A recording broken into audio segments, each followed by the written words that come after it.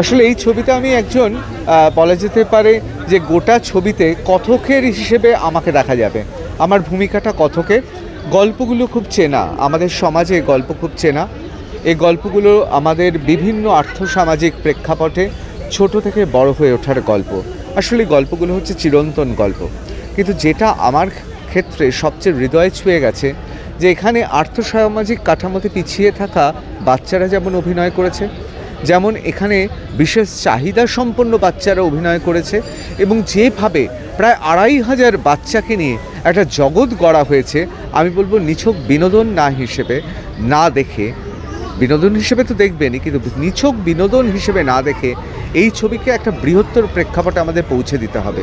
তার কারণ এই ছবির মধ্যে অনেক কথা রয়েছে যেগুলো না বলা কথা, অনেক কথা রয়েছে যেগুলো জানা কথা, কিন্তু প্রতিনিয়ত আমরা সেই জানা কথাগুলোকে অস্বীকার করি, অর্থাৎ জ্ঞান পাচ্ছি